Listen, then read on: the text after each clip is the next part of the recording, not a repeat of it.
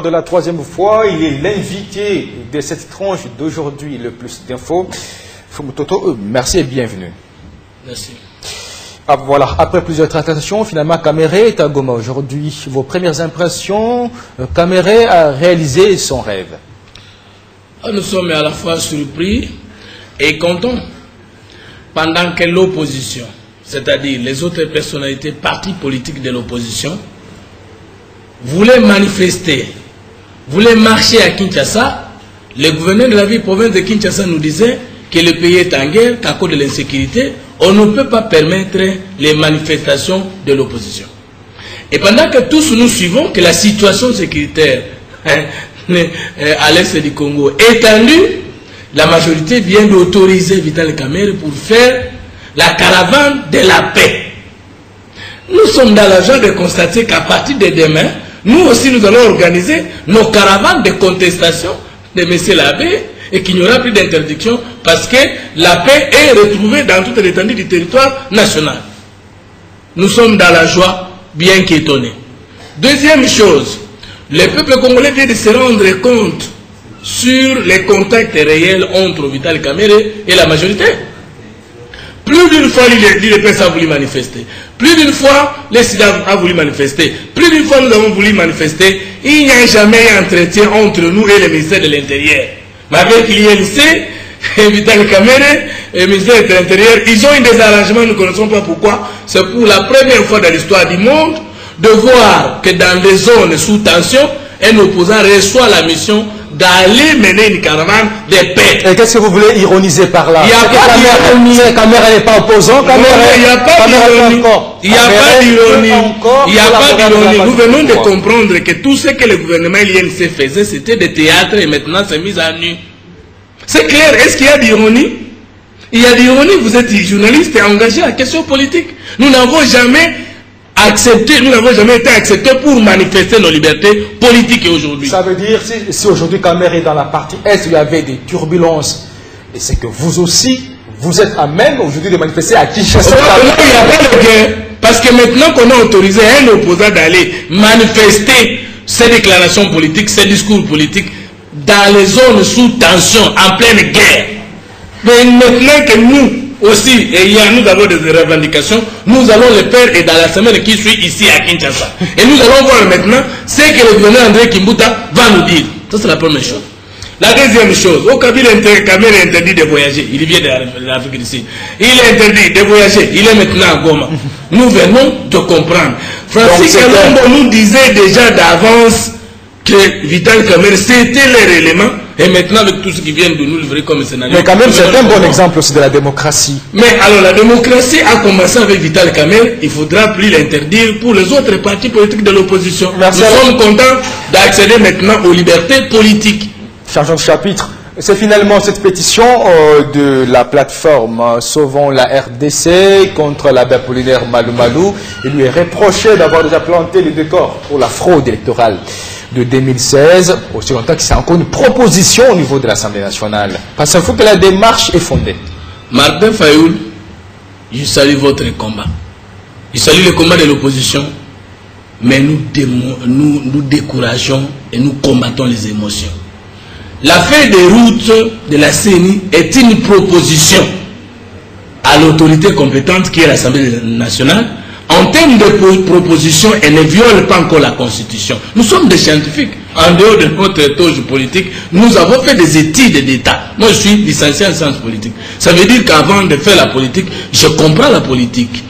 La CENI, en tant qu'organe technique reconnu par la Constitution et la loi électorale, chargé d'organiser les élections et d'assumer les régularités, la CENI a qualité de proposer une feuille de route en disant par rapport à telle expertise, à telle expertise, à telle expertise, je trouve que nous pouvons faire des élections quand les élections, par exemple, provinciales, que par suffrage universel indirect. C'est une proposition.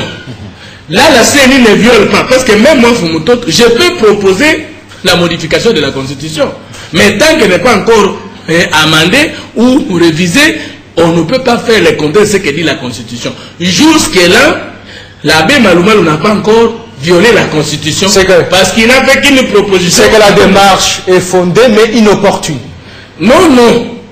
Il n'y a que l'article 220 qui ne peut pas être révisé du nombre et de la durée du mandat du chef de l'État. Mais l'article 197 de la Constitution, la majorité présidentielle peut actionner ses députés et réviser cet article s'ils veulent que nous puissions passer. Mais seulement on ne peut pas aller aux élections provinciales, supérieures, universelles, indirectes, sans passer par l'amendement de la Constitution. Pour vous aujourd'hui, ce coup monté de Fayoulou et sa plateforme, c'est un coup monté mais qui n'a pas réussi. Le vrai coup de l'opposition, c'est le départ de l'abbé Malumalu qui dirige la CENI par le défi. Là, tous nous sommes ensemble.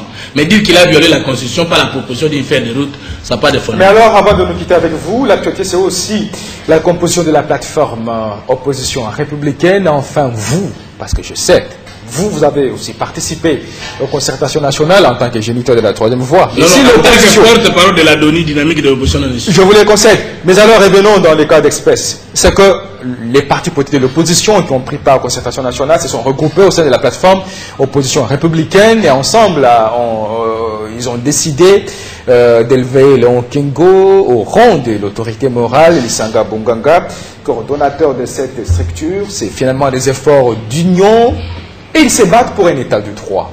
Comment vous avez apprécié la nouvelle lorsque vous étiez devant votre petit écran? Je n'ai pas apprécié la nouvelle parce que Lisanga Bonganga est devenu coordonnateur de l'opposition sur base de la motion que j'ai soulevée il y a 2 semaines à Fatima en disant qu'avant de vouloir être en ordre avec la majorité présidentielle et le peuple congolais, nous, opposition, qui avons participé aux consultations nationales... Vous, opposition? Non, la troisième voie est devenue aussi une opposition. La troisième, c'est un courant de pensée n'a pas de rapport avec l'opposition. La dynamique de l'opposition non nationale, c'est ça, mon regroupement politique. Nous, les opposants, qui avons organisé d'abord le conclave de l'opposition et ensuite avons participé aux consultations nationales. Déjà, depuis le conclave de l'opposition, nous avons dit que dans les 15 jours qui suivaient la fête du conclave de l'opposition, nous devrions mettre sur place une coordination de l'opposition comme antichambre pour l'organisation de la question autour du porte-parole de l'opposition. J'ai soulevé une motion pour demander que nous puissions d'abord mettre sur pied ces bureaux de la coordination. Et vous êtes allé aux concertations sans pour autant mettre en place ces bureaux. Revenons maintenant à l'actualité, au présent. Voilà, il y a une plateforme opposition républicaine. Après, nous sommes réunis afin de résoudre la question qui était suspendue depuis notre participation au conclave de l'opposition et ensuite notre participation aux concertations nationales. Nous avons dit organiser une structure qui regroupait toutes les forces de l'opposition. Voilà pourquoi nous avons créé un regroupement politique, un méga regroupement politique appelé opposition républicaine. Et vous faites partie de cette opposition? Je suis déjà jusque-là rapporteur provisoire. Donc vous cessez d'être troisième voie? Non, la troisième voie a toujours... N'a jamais été de l'opposition. Non, mais depuis que l'opinion vous connaît, c'est que la troisième voie n'a jamais été de l'opposition. Vous ne suivez pas ma réponse. La troisième voie, c'est un courant de pensée. Le socialisme n'est ni de l'opposition ni de la majorité. Le libéralisme n'est ni de l'opposition ni de la majorité. Mais en cas de contexte, plutôt en cas de circonstances, il peut s'adapter. Non, la troisième voie ne peut pas s'adapter. La troisième voie peut créer des partis politiques et ce sont des partis politiques de la troisième voie peuvent être attrapés. Alors, pour nous séparer d'avec vous, ça veut dire qu'aujourd'hui, Léon Kengo, l'homme qui était le premier à annoncer qu'il y aurait un gouvernement de cohésion nationale après les concertations nationales, tout le monde a tiré sur lui à boulet rouge.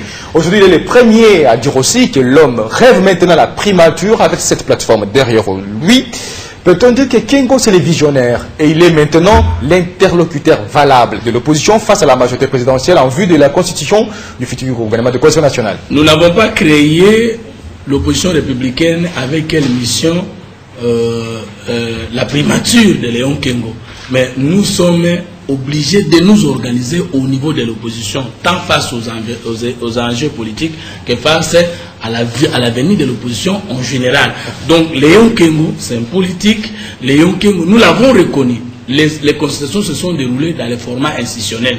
Il y a le présidium dans lequel nous trouvons d'une part Léon Kengo représentant l'opposition, de l'autre part Aubert Minankou pour représenter la majorité, ayant fait le comité de suivi. Donc ce n'est pas une nouveauté, nous n'avons fait qu'entériner ce qui existe. Merci beaucoup Fumuto. Je rappelle que vous êtes géniteur de la troisième voie et vous êtes rapporteur de la plateforme opposition républicaine. Merci. Merci d'avoir répondu à notre invitation. Et le plus défaut, c'est également aussi la page d'histoire. La page d'histoire, c'est avec Laetitia Batwamba. Elle s'est intéressée aujourd'hui à l'histoire de l'art du Congo, vous le savez.